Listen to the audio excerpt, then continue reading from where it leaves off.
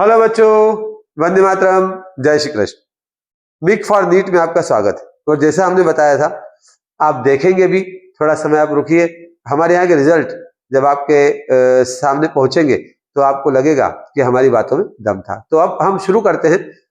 सबसे महत्वपूर्ण बात कि जब हम नीट की तैयारी करते हैं तो बहुत सारा बर्डन हमारे पास होता है, बहुत सारे मॉड्यूल्स होते हैं। मतलब ऐसा लगता है कि ये कोर्स पता नहीं 2 साल में भी पूरा होगा नहीं, लेकिन हमारी थीम और हमारे फार्मूले कुछ ऐसे हैं कि 1 साल में नीट के पूरे सिलेबस को आप 3 बार रिवीजन कर सकते हैं और डेफिनेटली आप 650 मार्क्स से ऊपर जा सकते हैं। और ये चीज हम आपको करके बताएंगे। जैसा कि हमारी क्लास में बच्चों को हम बहुत शॉर्ट में पूरा कोर्स पढ़ाते हैं और कोर्स की जो फोकस्ड मटेरियल है उसको लेकर आते हैं और डेफिनेटली वो चीजें एग्जाम में बैठती भी है। और उसी क्रम में हमने बच्चों को क्लास में जो बताया था उसी ऑर्डर में ये क्वेश्चन आया है।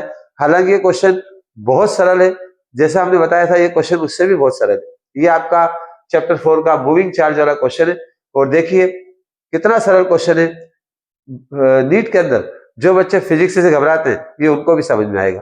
तो होता क्या है कि अगर आप कोई कंडक्टर को अगर मैग्नेटिक फील्ड में घुमाएंगे तो फ्लक्स कटेंगे। बहुत सिंपल फिनोमिना है।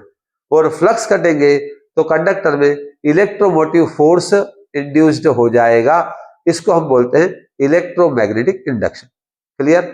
तो बड़ी सिंपल सी बात है कि अगर किसी कंडक्टर को आप अगर मैग्नेटिक फील्ड में घुमाएंगे तो उसके अंदर ईएमएफ इंड्यूस होगा और उसका फार्मूला होगा E equal to B L V, जहां पर बी मैग्नेटिक फील्ड है, एल कंडक्टर की लेंथ है और वी उसकी वेलोसिटी। ये पूरा टॉपिक और उसका कैलकुलेशन आपके एनसीईआरटी बुक में दे रखा है।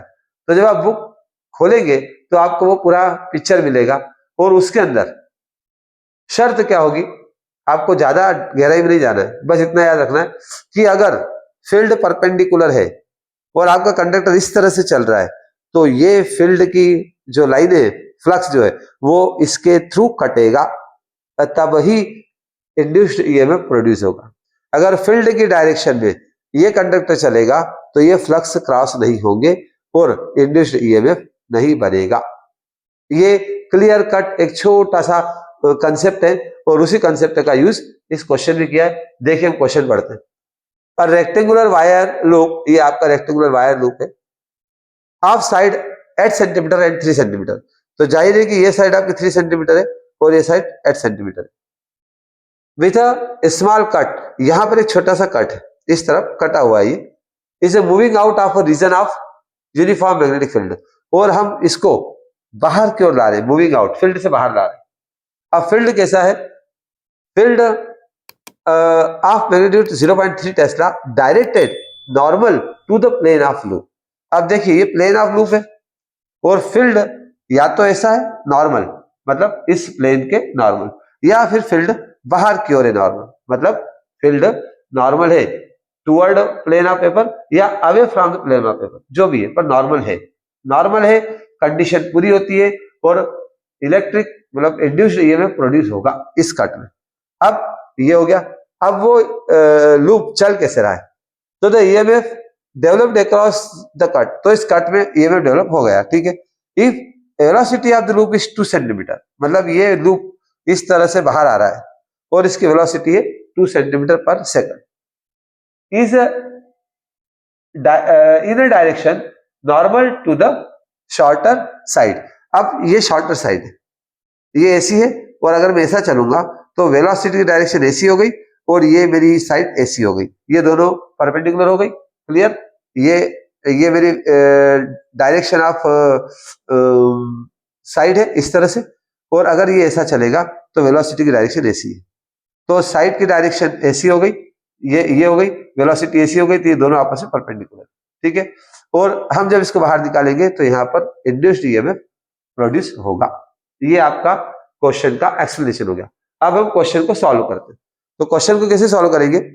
इस पूरे कंसेप्ट का फार्मूला होता है E equal to B L V. यहां पर बी है मैग्नेटिक फील्ड 0.3 टेस्ला, एल है आपकी साइड, तो कौन सी साइड की तरफ चल रहे हैं आप? छोटी वाली साइड की तरफ।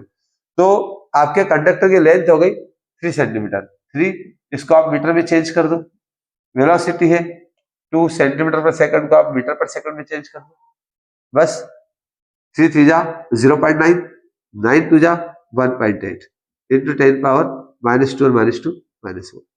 इस तरह से इस क्वेश्चन का आंसर ए होता है।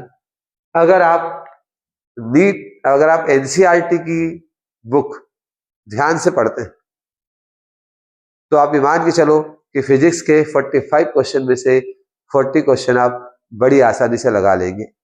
कुछ भी नहीं करना है, ना भारी भरकम किताबें पढ़ना है, ना आपको गहराई में उतरना है।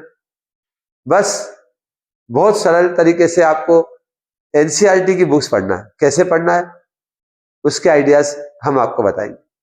जब आप हमसे जुड़ेंगे तो आपको आइडिया लगेगा, और डेफिनेटली ये हमारा प्रॉमिस और ये वादा है कि 1 साल के अंदर आप फिजिक्स को 3 बार सॉल्व कर पाएंगे और 40 क्वेश्चन आप डंके की चोट पे करके आएंगे। तो जुड़िए बिग क्लास से और अपने सिलेक्शन को सिक्योर कीजिए। बाकी आप पढ़ते रहिए खूब मन लगाकर और अपनी जीत पर भरोसा रखिए।